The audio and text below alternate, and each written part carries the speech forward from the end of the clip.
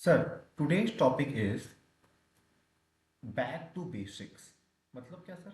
वापस से जहाँ से स्टार्ट किया था, हाँ, जहाँ से स्टार्ट किया था बच्चे, वापस वहीं पहुँचना पड़ेगा। यही मतलब है। डेट मीन्स इंस्क्रिप्शन से आपने स्टार्ट किया था ना, जेम्स प्रिंसेप की आपने बात की थी ना। तो हाउ आर इंस्क्रिप्शन डिसाइफर?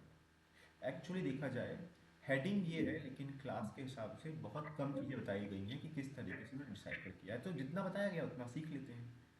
कि अब बैक टू बेसिक मतलब है कि आप सर समझाने वाले कैसे पढ़ पाए। तो देखो, बगल में डिजाइन बना हुआ है। अच्छा सर, जब अशोक इंस्क्रिप्शन में ऐसे लिखा होता था, इसका मतलब अर्थ है का। ऐसे लिखा होता था तो मतलब था चा। ऐसे तो ड, है ना, द, म, र। इस तरीके से आपने किया है सर। ये यहाँ पर साइड में बना हुआ है। तो so far we have been studying what experts from inscription among the other things, but how do historians find out what is written on them? We will try to understand क्या लिखा है, कैसे जान पाए। तो लिखा हुआ है डिसाइफरिंग व्हाट। सबसे पहला याद करो, हम लोगों ने बात किया था ब्राह्मण के बारे में, बात किया था कि सर ये और खरोस्ती दोनों पढ़े गए थे। किसके द्वारा पढ़े गए थे, याद दिलाओ मुझे। गुड, है ना, जेम्स प्रिंसेप के द्वारा पढ़ा गया था। Most scripts used to write in modern Indian language are derived from Brahmin, जो कि अभी तुम लोग लिख रहे हो जिस तरीके से, वो मेनली ब्राह्मण से कहीं ना कहीं लाया गया है। The script use in most Ashokan inscriptions. जो अशोक के इंस्क्रिप्शन है, अशोक के इंस्क्रिप्शन में उनका यूज है। For later 18th century, European scholar aid by Indian pandits, है ना, work backward from the contemporary what Bengali and Devanagari. देखो, सबसे पहली चीज़ तो सर यूरोपियन स्कॉलर्स वगैरह, मैंने बताया था कि जिस तरीके से इंडिया का इतिहास पॉपुलर हो रहा था, बहुत सारे यूरोपियन इतिहासकार इंटरेस्टेड थे, वो तो साथ में थी। इंडियन पंडित्स भी बहुत ज़्यादा हेल्प कर रहे थे समझने के लिए, है ना, उनको समझने में। और लिखा हुआ देव नागरी लिपि, तुम्हें याद होगा, इसी से हिंदी की बताते हैं, हिंदी आया है। तो देखो, ध्यान the script use to write, यही देवनागरी लिपि जो कहते हो कि लिपि जिसमें हिंदी लिखते हैं। तो लिखा हुआ मैन्यूस्क्रिप्ट, है ना, manuscript comparing their letters with the older, है ना, स्पेसिफिन, मतलब ओल्ड पुराने चीज़ों से कंपेयर करके हम अर्थ निकालने का ट्राई कर रहे थे। दैट मीन कंपैरिजन करके, जो पता है जो नहीं पता है उनके बीच में कंपैरिजन करके कौन कौन हेल्प कर रहा था। तो क्या हो गए, यूरोपियंस, इंडियन पंडित्स, पुरा जो अभी पता है उसको पढ़ते हुए पुराने समय काल को पढ़ने का ट्राई था। Scholars who studied inscription sometimes assume that were in Sanskrit, although earliest inscription were in fact in Prakrit। जब जो स्टार्टिंग के जो लोग स्कॉलर्स थे उनको लगा कि संस्कृत में लिखा हुआ है, जबकि वो किसमें लिखा था, प्राकृत में लिखा हुआ था। At the same time we need to understand कि sir it was only after decade of what, that is painstaking investigation by several who epigraphers, that means जो लोग इंस्क्रिप्शन का अध्ययन कर रहे थे, जैसे कि James Prinsep was able to decipher Ashok sorry Ashokan ब्राह्मण इन 1930 सॉरी 1838। कितना देखो तो, कुछ नहीं बताया, कुछ नहीं बताया, और कह दिया डिसाइफर कर दिया। क्या क्या बताया, वापस से रिपीट करते हैं। तो तुम भी यही देना, लिखना, पहले यूरोपियंस आए, वो ट्राई कर रहे थे, उन्होंने हेल्प ली, इंडियन पंडित्स की हेल्प ली, हमने ये समझा। और हेल्प लेने के बाद हमने ये समझा कि पहले स्टार्टिंग में लगा उनको संस्कृत में लिखा हुआ, जबकि प्राकृत में लिखा हुआ था। लेकिन इसी में वो इन्वेस्टिगेशन करते रहे, इन्वेस्टिगेशन करते करते जेम प्रिंसिप ने उसे डिसाइफर कर दिया। बस इतनी बात लिखी, कैसे किया, क्या मेहनत की, वो सब चीज़ें मेंशन नहीं है डिटेल में। खरोस्ती में क्या लिखा हुआ है, the story of the same thing, decipherment of what, Kharosthi, कैसे पढ़ लिया आपने। द स्क्रिप्ट, अब देखो कितना, इसमें भी बहुत ज़्यादा नहीं लिखा होगा, सेम चीज़। The script use in inscription in the north west is different, है ना। Here find of points of Indo Greek kings who ruled over the area. कब रूल किया है, इसमें रूल किया है second to first BCE। Have what, facilitated materials. These coins contain the name of the king written in Greek and Kharosthi script. जो सिक्के मिले हैं हमें उस समय में, जो सामान मिले हैं उसमें लिखा हुआ था खरोस्ती स्क्रिप्ट। तो क्या किया, जब लिखित कुछ मिल गया हम लोग को, तो हमने क्या किया, हमने देखा कि European scholars who could read the former one, जो कि पहला वाला पढ़ सकते थे, देखना ध्यान देना, क्योंकि वहां मिल गया हम लोगों को, कहाँ मिल गया सर, हम लोगों को ये चीज़ इंडो ग्रीक किंग्स में हमने पहले ही पढ़ रखा था, और थोड़ा बहुत सिमिलैरिटी मिल गया। और जो जो पढ़ रखा है, जो नहीं पढ़ रखा है, हमने क्या किया, हमने स्टार्ट किया कंपैरिजन करना, कंपेयर द लेटर।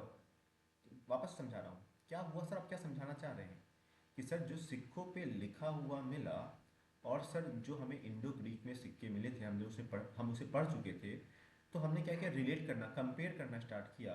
और क्या हुआ, फॉर इंस्टेंस द सिंबल, ध्यान देना, the symbol A could be found in both scripts for writing the name for what, for what, अपोलोडोटस। कितना आसान हो गया कि सर जिस तरीके से हमने देखा कि इंडो ग्रीक्स में इसका इस्तेमाल किया गया था, वैसे ही खरोष्ठी में भी हमें ये देखने को मिला, तो इसका मतलब हमने निकाल लिया कि इसका मतलब समान है। तो अगेन लिखा हुआ है, केवल इतनी बात लिखी है, ये नहीं लिखा कि बाकी चीज़ें और क्या हुई, केवल ये लिखा है ये वहाँ भी प्रेजेंट था, ये यहाँ भी प्रेजेंट था, दोनों का कंपैरिजन करके हमने क्या कह दिया, हमने कह दिया कि with principal identification the language of Kharosthi, है ना, in the Kharosthi inscription as Prakrit, it become possible to read longer inscription as well. केवल इतनी बात रिलेट करने की बात से, दोनों को कंपेरिजन करने की बात से आप सक्षम हो गए कि आप पढ़ पाए, किसको पढ़ पाए, बड़ी बड़ी इंस्क्रिप्शन को पढ़ पाए। लेकिन थोड़ा सा कंफ्यूजिंग है, तो वापस से रिपीट करूंगा, सर क्या समझाया आपने, एक्चुअली में कुछ नहीं समझाया। हेडिंग भले बहुत बड़ी बातें करता है कि आओ समझाते हैं कि कैसे पढ़ा गया ब्राह्मण इंस्क्रिप्शन को, लेकिन एक्चुअली में बहुत डिटेल में नहीं बताया गया, सिंपली बताया गया यूरोपियंस वर ट्राइंग, इंडियन पंडित ने हेल्प किया, है ना, दो सैंपल्स को लिया और ओल्डर से कंपैरिजन करते हुए हमने समझ लिया कि क्या चीज़, और थोड़ा सा इन्वेस्टिगेशन किया किसने, जेन प्रिंसिप ने, और 1838 में हमें पता चल गया क्या लिखा हुआ है। खरोस्ती में लिखा हुआ है जो चीज़ इंडो ग्रीक्स में मिले, वो लेटर्स हमने कंपैरिजन किया यहाँ से, तो देखा कि जिस तरीके से वहाँ पर ए लिखा था, और ए जिसमें यूज़ किया था किसको, अपोलोडोटस को लिखने के लिए, उसी प्रकार से यहाँ भी इस्तेमाल किया, बस इतना लिखा हुआ है।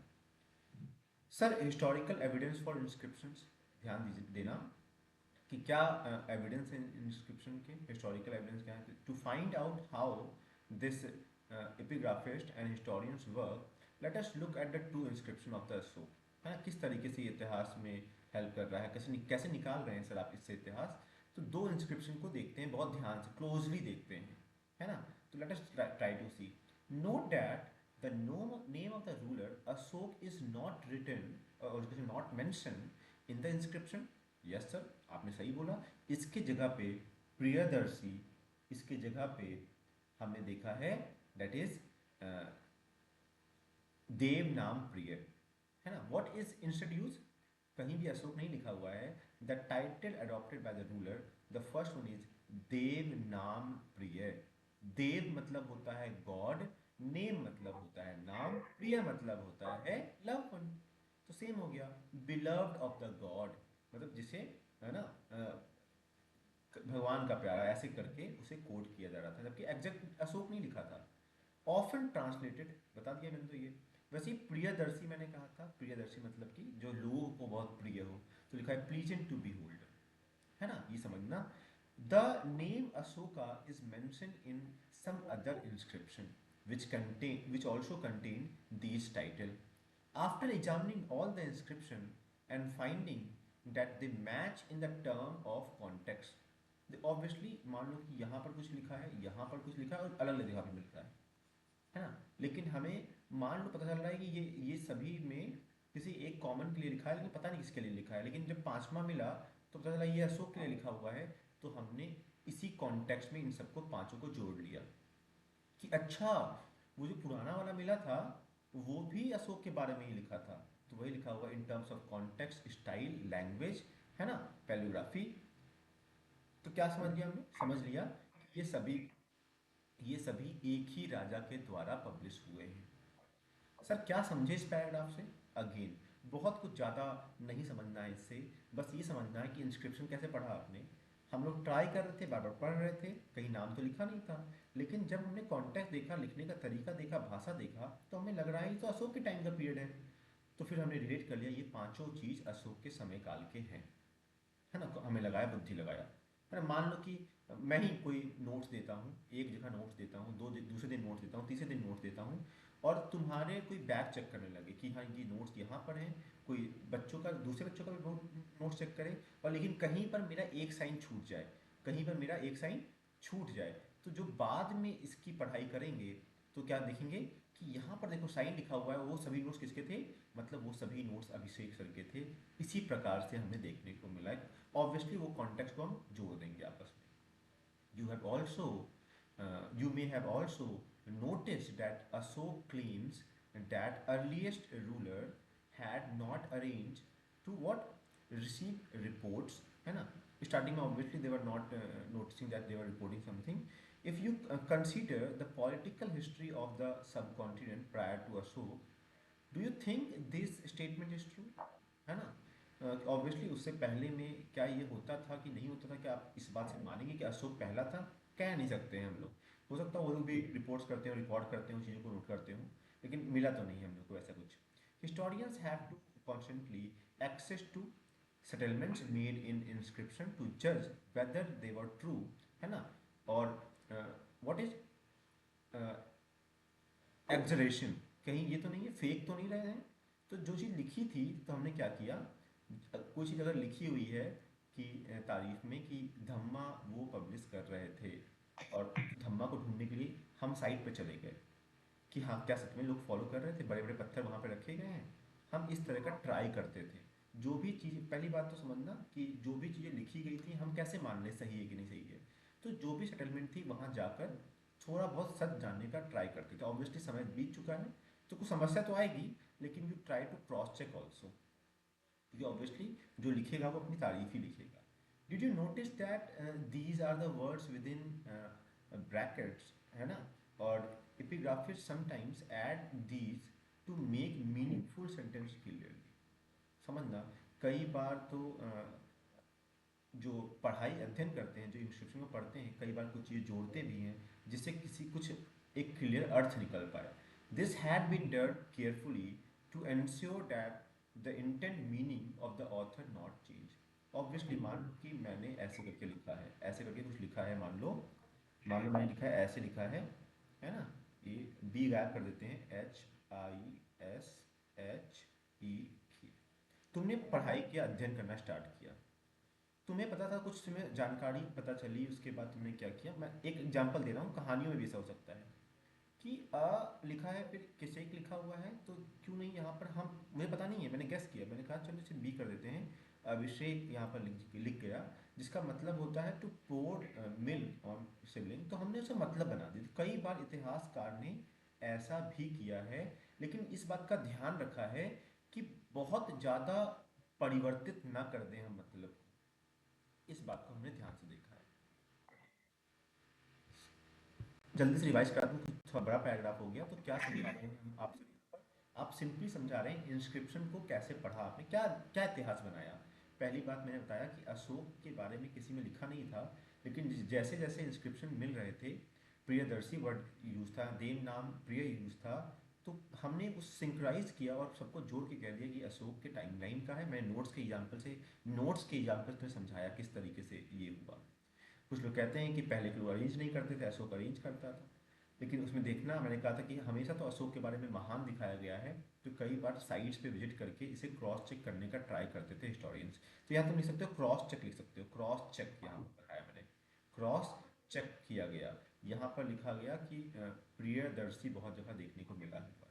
कई बार जो चीज़ें अधूरी थी उसे इतिहासकार खुद कंप्लीट किया करते थे, है ना। तो यहाँ पर देखो ये लास्ट लाइन अंडरलाइन करो, ये इंपॉर्टेंट है। फिर sir historians have to make other assessment as well. Obviously केवल यही नहीं कि मैंने वाक्य को कंप्लीट कर दिया, जैसे मैं लिखा हुआ है, अशोक बहुत, अशोक बहुत बहुत डैश राजा था। कई बार तुमने यहाँ पर अच्छा ही जोड़ा है, अच्छा क्यों जोड़ा है तुम्हें पता है, इंस्क्रिप्शन तो खुद लिखा गया है। तो फिर हो सकता है उनकी तारीफ में ही लिखा गया हो, तो तुमने ऐसे लिखा। तो ऐसे कई सारे चीज़ें इतिहासकार ने किए हैं।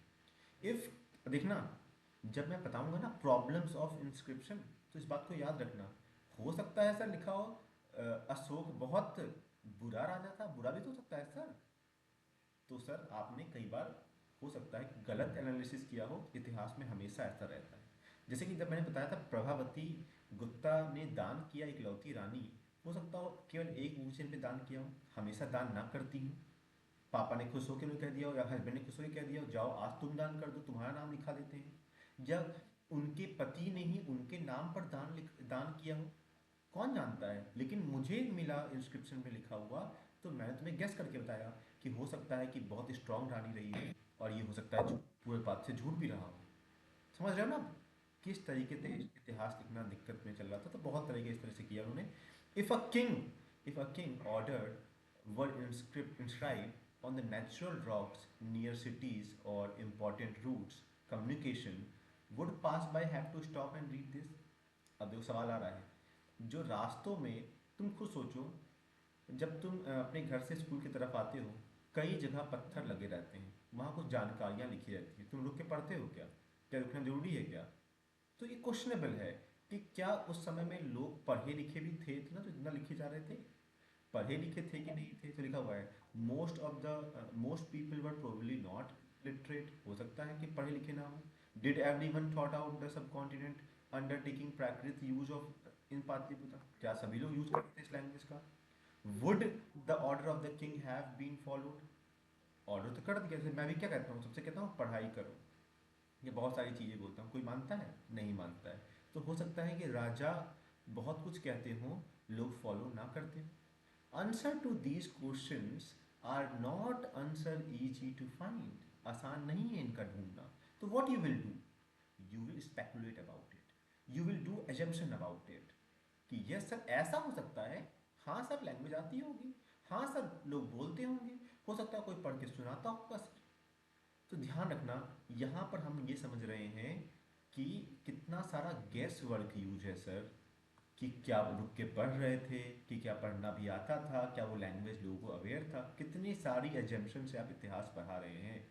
लिखा हुआ है some of these problem are what evident if we look at Asokan inscription, which had often been interpreted as reflecting the what auguries of the ruler, as well as marking a change in his attitude towards the warfare। अगर inscription देखो किस तरीके से, केवल हम inscription के through जान पा रहे हैं, देखो ध्यान से। इंस्क्रिप्शन में पहले दिखाया गया कि वो बहुत ज़्यादा अच्छा वॉरियर था, जंग लड़ रहा था, हर जंग जीत रहा था, किसी को तो छोड़ा नहीं, भाइयों को तो छोड़ा नहीं, सबको मार डाला।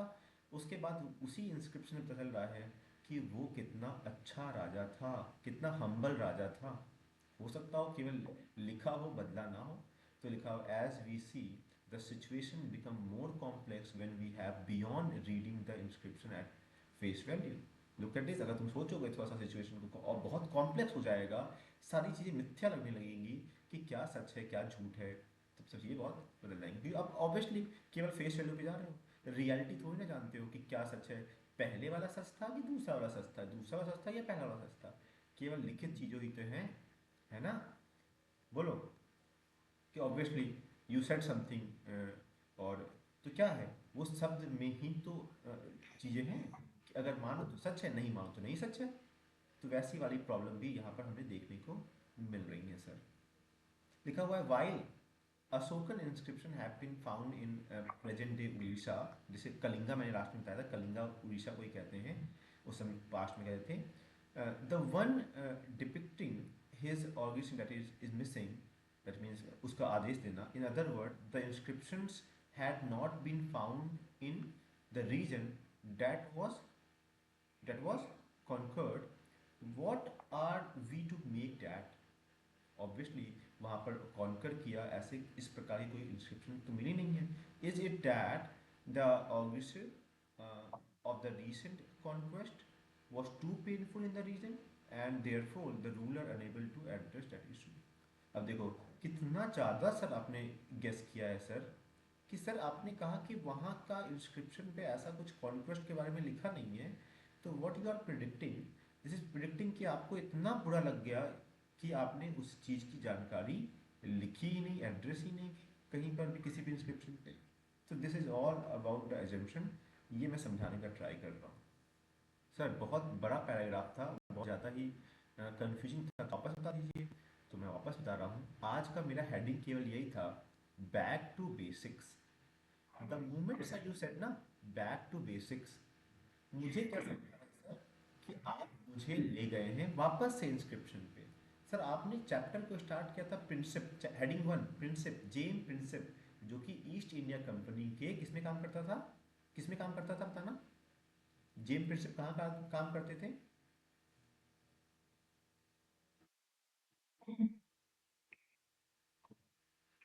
याद है कि मैं बताऊं, जेम प्रिंसिप कहाँ काम करता था? James Prinsep East India Company में काम करते थे। James Prinsep East India Company में काम करते थे, समझ में ध्यान देना। वो वहाँ के सिक्के बनाने की फैक्ट्री में काम करते थे, मिंट में काम।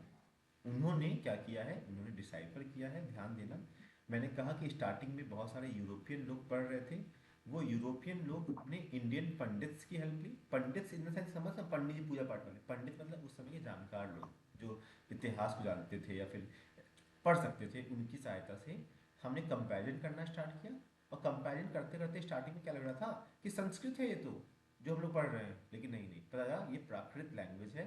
और जेम प्रिंसिप ने मेहनत करके 1834 में बताया ये तो ब्राह्मण लैंग्वेज है जिसे मैं पढ़ सकता हूँ।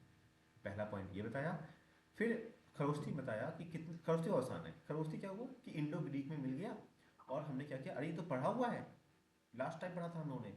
तो क्या हुआ, चलो कंपेयर करते हैं, कंपेयर करके धीरे धीरे उसके अर्थ निकालने लगे, है ना, धीरे धीरे उसके अर्थ निकालने लगे। समझ में आ रहा है? तो मैं तो एग्जांपल दिया था कि मान लो कि हमने इंडो ग्रीक में पढ़ा 5, 10, 15, 20, 25 ऐसे लिखा हुआ है, लोग उससे कम्युनिकेशन करते थे। क्योंकि मैंने इसे इंडो ग्रीक में पढ़ लिया है, तो याद आया ये तो इंडो ग्रीक में पढ़ चुके हैं। 5 मतलब ई होता है ना, ई, जो, जो, टी, है ना। दैट मीन ई मतलब होता है 5 की फेस वैल्यू, जे की होती है 10 फेस वैल्यू, ओ की होती है 15 फेस वैल्यू, टी की होती है 20, और वाई की होती है 25। तो मैंने ऐसे ही रिलेट करके क्या किया, दोनों को जब रिलेट किया, पढ़ा हुआ था, देखा, अरे याद करो जब इस तरह ए लिखा हुआ था तो वहां पर क्या मिला था, अपोलो डोटस। तो इस तरीके से हमने कंपेयर करके खरोस्थी लैंग्वेज भी डिसाइड कर। Sir historical evidence for inscription, है ना, कि सर किस तरीके से अशोक इंस्क्रिप्शन हमें मिल रहे थे। सर इंस्क्रिप्शन हम लोग, ऑब्वियसली नाम नहीं लिखा हुआ था, प्रियदर्शी लिखा हुआ था, देव नाम प्रिय लिखा हुआ था। तो सर क्या हुआ कि हमने कैसे कनेक्शन बनाया, तो सर ऑब्वियसली जिस क्रम में लगाया उसमें अशोक कहीं ना कहीं लाइन बैठ रहे थे, तो हमने वो सभी इंस्क्रिप्शन को ज्वाइन करके बताया कि ये अशोक का इंस्क्रिप्शन है। इस तरीके से हमने उनको आपस में कनेक्ट किया, फर्स्ट पॉइंट ये बताया था। सेकेंड पैराग्राफ में बताया था कि सर कैसे आप बहुत श्योर रहते हैं कि जो लिखा है वो सही है, हो सकता हो सर बहुत एग्जरेट किया हो, बहुत तारीफ किया हो, और ये चीज़ें ना सच हो। तो बताया मैंने कि साइट्स पे जाके उसे क्रॉस चेक करते थे, है ना। तो मैंने थर्ड पॉइंट बताया, कई बार जब इतिहासकार लिखते हैं कुछ मिसिंग होता है, तो कई बार खुद से उसका मतलब कंप्लीट, कंप्लीट द सेंटेंसेज वाले टाइप करते हैं, खुद कंप्लीट कर देते हैं, ये बताया मैंने। और मैंने बताया किस तरीके से जब उड़ीसा में कुछ तरह का कॉन्क्वेस्ट का नहीं मिला, तो कह रहे हैं हो सकता हो बहुत ज़्यादा पेनफुल रहा हो उस रीजन में, इसीलिए rulers was not unable, was unable to address that event. Because ये सारी बातें हमने गैस की, बस यही पॉइंट लिखा हुआ था, तो बस मैंने ये आज पढ़ाया है। जो आज का हमारा लास्ट टॉपिक रहेगा, बहुत छोटा सा टॉपिक है, दैट इज कि सर लिमिटेशन, जो अभी मैंने ऊपर पढ़ाया है ना, बिल्कुल मैच करता है, लाइन टू लाइन मैच करता है। जब मैं ऊपर ही बता रहा था तो तुम क्या सोच रहे हो मन में कि सर वहाँ प्रॉब्लम है, वहाँ प्रॉब्लम है, वो गेस्ट था, वो आपने खुद इंटरप्रेट किया। इसी को कहते हैं लिमिटेशन, कि क्या दिक्कतें थी। तो लिखा हुआ the limitation of inscription evidence, क्या सीमाएं थी उनकी। तो ये हम पॉइंटर्स में लिखेंगे इसका आंसर। तो लिखना, सॉरी पढ़ना, by now it is probably evident that there are limits to the what is epigraphy can reveal. जब मैंने ऊपर का टॉपिक पढ़ाया तभी तो मैं प्रश्न चिन्ह उठाना मैंने स्टार्ट कर दिया था कि हो सकता हो ये सच हो सकता हो ये झूठ हो सकता हो ऐसा हुआ ही ना हो। तो सर ये बनती है लिमिटेशन इसकी।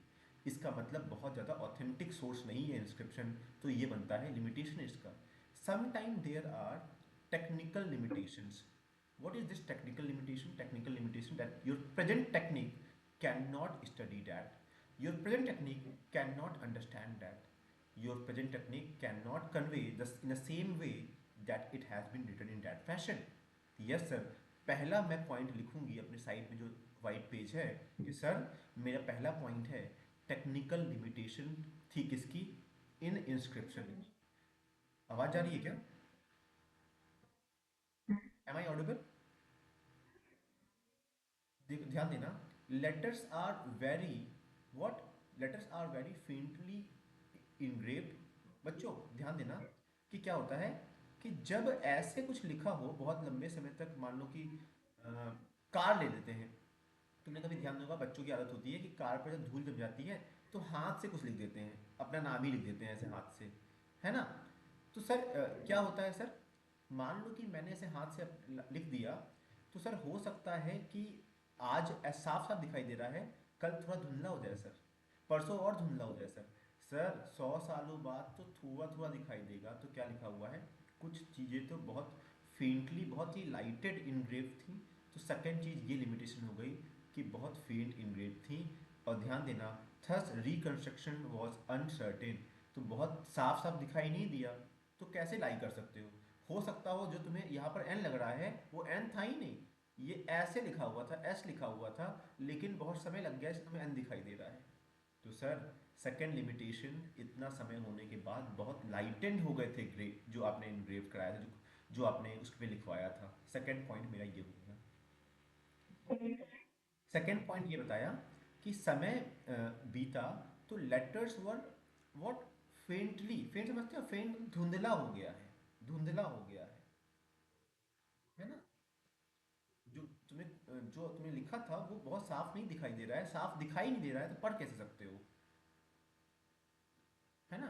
तो नॉट क्लियरली विजिबल लिख सकते हो because of the time, because of the so many years have been past. तो उसके कारण से वो चीज़ें थोड़ी डिग्रेड कर गई हैं, वो थोड़ी चीज़ें थोड़ी साफ नहीं दिखाई दी। तो फर्स्ट हो गया टेक्निकल लिमिटेशन, सेकंड हो गया कि लेटर्स वर्ड फेंटली इनग्रेव, बहुत अच्छे तरीके से नहीं इनग्रेव थे, इसीलिए इतिहास लिखना मुश्किल हुआ। सेकंड पॉइंट ये। सर ऑल्सो इंस्क्रिप्शन में बी डैमेज। थर्ड पॉइंट लिखो अब जरा सा कि सर हो सकता है कि उन वो डैमेज हो गए। मैंने अभी दोबारा बताता हूँ, मान लो देखो यहाँ लिखा हुआ है 1 2 गायब है कि वो टूट के गिर गया, ये सर टूट गया है।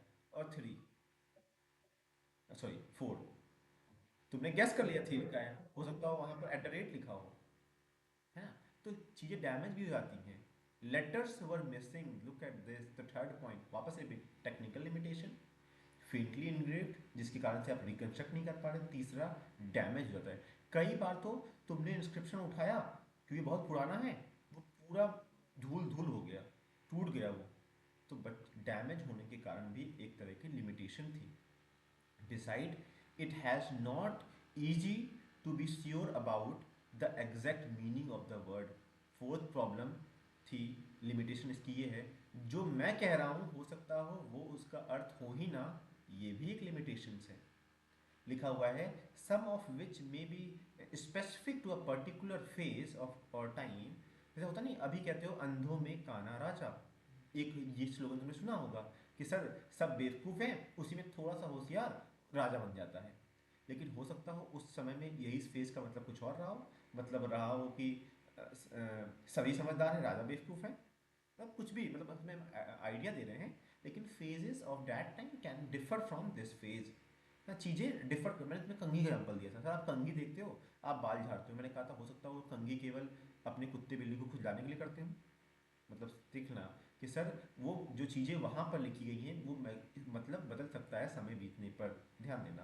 तो मैं तुम्हें कहा था एक समस्या मैंने तुम्हें समझाई थी इससे रिलेटेड, प्रेजेंट टू पास्ट। आपने प्रेजेंट को समझा है तब उसको पास्ट को समझने का ट्राई कर रहे हैं, कई बार ये बैक फायर कर सकती है। लिखा है, if you go through the epigraphical journal you will realise that scholar constantly debating discussing about the alternative way of reading. Look at this, शायद यही कारण है कि सब लोग डिबेट करते हैं। डिबेट किस बात पे? हो सकता है कि ये हुआ हो, point of view number one, हो सकता हो कि ये हुआ। ऐसा क्यों कह पाते हो? क्योंकि जिस तरह से तुम्हारा सोच, उस तरीके से मतलब निकल रहा है। तो ध्यान देना, वापस से बताऊंगा कि एग्जामिनेशन में अगर आता है कि क्या है लिमिटेशंस इंस्क्रिप्शंस की, या फिर क्या है प्रॉब्लम्स, क्यों नहीं तुम 100% लाई कर सकते हो इंस्क्रिप्शन पे? सर कमियां हैं सर, कैसे लाई करते हैं? पहली बात तो टेक्निकल एरर है, वहाँ पर टेक्निकल लिमिटेशंस है हमारी, उतनी टेक्नोलॉजी नहीं है कि जहाँ पे उनको पूरी तरह समझ पाए। पहली बात ये है। दूसरी चीज सर, फेंटली इनग्रेव, बहुत ही लाइट हैंडेड इनग्रेव्ड कुछ चीज़ें मिल गई। मान लो कि था हैवी हैंडेड इनग्रेव था, लेकिन अब बहुत फेंटली इनग्रेव्ड है, तो उसे पढ़ नहीं पा रहे हैं। सर टूट गया है सर बीचों बीच से, अब कैसे पढ़ लें सर? लिखे समझ में नहीं आ रहा है। तीसरी समस्या, डैमेज हो गई। तीसरी समस्या सर, कि सर जो मतलब वहाँ पर लिखा हो हम एग्जैक्ट हैं, सही हैं, स्पेसिफिक हैं, ये कैसे पता चल सकता है सर? और क्योंकि पता नहीं चल सकता है, तो सब अपने पॉइंट ऑफ व्यू से एक्सप्लेन करते हैं, इसलिए आपको डिबेट्स देखने को मिलती हैं। इसीलिए एक कहते नहीं है कि सर हड़प्पा सिविलाइजेशन डिक्लाइन किया, लोग अपने अपने विचार रखते हैं। Sir although several thousand inscription have been discovered, not all have been deciphered। ये भी तो एक लिमिटेशन हो गई। सर लिमिटेशन नंबर 6, कि जितना कुछ मिला है सभी को आप पढ़ भी नहीं पाए हो, सभी नहीं पढ़ पाए हो, ये भी तो एक लिमिटेशन है। पब्लिश एंड ट्रांसलेटेड लिखा हुआ, beside besides many more inscription must have existed which have not survived the time। देखो देखो कितना सही लिखा हुआ है। सेवेंथ पॉइंट तो सर ये समझ में आ रहा है कि हो सकता है इससे ज़्यादा इंस्क्रिप्शन लिखी गई हो, लेकिन वो क्या हो गई हो, वो विलुप्त हो गई सर, वो विलुप्त हो गई, पहुंची नहीं हमारे हाथ तक। ये भी तो एक लिमिटेशन है sir. Sir so what is available at present is probably only a fraction of what inscription. हो सकता हो जो हमें मिला है वो केवल 1% है या 2% है, शायद 100% हमने था पहले, जिसमें से 98% हमने लूज कर दिया, ये संभवता है कि सब टूट टाट गया हो। So there is also perhaps a more fundamental problem. Not everything that may consider a political economic significance was necessarily recorded in the inscription। Obviously बात है, क्या हर चीज कोई एक्सप्लेन करता है? मान लो कि तुमने ही कोई कहानी सुनाई मूवी की, कि सर हमने अभी देख लिया है, कोई मूवी का नाम सोच लो, तुम्बाड़, मानो तुमने देख लिया, तुम्बाड़ बहुत अच्छी मूवी है, तुम्बाड़ तुमने देख लिया है, क्या तुम हर एक बात बताओगे? शायद तुमने कुछ पार्ट छोड़ दो तुम बताने के लिए। वैसे ही क्या जरूरी है सर, क्या जरूरी है सर? कितने पॉइंट हो गए वैसे? तो 7 8 9 हो गए शायद, नौ नाइन्थ पॉइंट मान लो लिख देते हैं यहाँ पर। सर नाइन्थ पॉइंट में आप ये समझा रहे हैं कि हो सकता हो सभी चीज़ें लिखी ही ना हो, जो आपको लगा हो लिखना चाहिए वही लिखा हो। तो सर नौवां इंस्क्रिप्शन है, ये सभी कुछ नहीं बताता है, कहीं कहीं शांत भी है ना? कि मान लो आपने ट्रेड लिखा, लेकिन हो सकता है कि आपने डोनेशन भी लिख दिया, है ना, ग्रांट्स को लिख दिया, हो सकता है कुछ अदर चीज़ भी परफॉर्म होती हो, वो आपने नहीं लिखा हो, है ना? तो ध्यान देना, for instance what routine agriculture practice and Joy, देखो क्या था नॉर्मल उनका रूटीन एग्रीकल्चर प्रैक्टिस का, कैसे करते थे, किस महीने में लगाते थे, किस महीने में कटाई करते थे। अच्छा इंजॉय कैसे करते थे सर, ये लोग नहीं लिखा है आपने। सर दुख कैसे मनाते थे, क्या ये लोग भी स्टेटस लगाते थे और दुख मनाते थे? नहीं, पता नहीं सर, हो सकता है। क्या हो सकता है कि उनका डेली कैसा था? तो लिखा है कहीं भी daily existence find no mention in the inscription, लिखा ही नहीं है सर। तो क्या ये इंपॉर्टेंट नहीं है सर? है इंपॉर्टेंट, जानना इंपॉर्टेंट है। which focus more often than not on guard, that is unique event. Beside the context of inscription almost invariable project and a perspective of the person, obviously जो पढ़ रहा है कहीं ना कहीं उसका पर्सपेक्टिव क्या है उस देखने का, ये बहुत मैटर करता है। पर्सपेक्टिव भी एक प्रॉब्लम है। मान लो कि मुझे, मैं जैसे मेरी आदत है मान लो चीज़ों को पॉजिटिव तरीके से देखने की, तो हो सकता हो तुम हर बार पॉजिटिव चीज़ों को ढूंढने का ट्राई कर रहे हो उस चीज़ों में। मान लो तुम नेगेटिव इंसान हो सकता है तुम उस हर इंस्क्रिप्शन में नेगेटिव ढूंढने का ट्राई कर रहे हो। तो पर्सपेक्टिव कैसा था वो भी चैलेंज करता है इंस्क्रिप्शंस को। तो हम 10वां पर्सपेक्टिव वाला पॉइंट भी लिखते हैं। फिर सर लिखा हुआ है एज, क्या लिखा हुआ है, as such they need to be what. अब एक वर्ड लिखा हुआ है juxtaposed, that means with other perspective, so to arrive a better understanding of the past, that means उन्हें बेहतर समझना पड़ेगा बच्चों। लेकिन इसका ये वर्ड थोड़ा सा है, तो आपको मैं बताता हूँ ये सर्च करके कि एग्जैक्ट लिटरल मीनिंग क्या है। सेंस तो बन रहा है कि you will do require a better understanding, but we will go through the exact meaning. What is happening here? Sir, if you will go through the exact meaning of this, what you will know, that is Juxtapose. juxtapose, that means place or deal with close together for contrasting effect। Contrasting effect कह सकते हैं, that means that affect that has negative effect, that is negative effect on what, that has negative effect on the other perspective to arrive a better understanding of the past. मतलब कि ये बहुत ही complicate चीज़ होता है कि अगर आपका personal personal जो चीज़ें हैं वो अगर उस चीज़ को अफेक्ट करती हैं तो इतिहास भी अफेक्ट होगा। सर जल्दी से रिकैप करा दीजिए कि क्या क्या समस्या है अगर एग्जामिनेशन में आ जाए कि द लिमिटेशन ऑफ इंस्क्रिप्शन। तो क्या मैं बताऊंगा, तुम मेरे साथ बताओ क्या क्या तुम्हें क्या क्या याद है। पहला, टेक्निकल लिमिटेशन, सेट इतनी टेक्निक्स नहीं है कि हम समझ सकें। हमारे अभी की जो रिसोर्सेज है उसके द्वारा तो पढ़ सकते हैं सर, टेक्निकल लिमिटेशंस। दूसरा सर, इतना हल्का लिखा हुआ है, फेंटली एनग्रेव्ड है कि समय के साथ वो बहुत लाइटन हो गया है, पढ़ नहीं पा रहे हैं उसे, समस्या है। तीसरा सर, टूट टूट गया है सर, बीच बीच से नहीं पढ़ पा रहे हैं। है ना, कहते नहीं है सर चैप्टर कैसे पढ़ें सर, कुछ पन्ने फट गए हैं। अब पन्ने फट गए, चैप्टर पढ़ लोगे नहीं।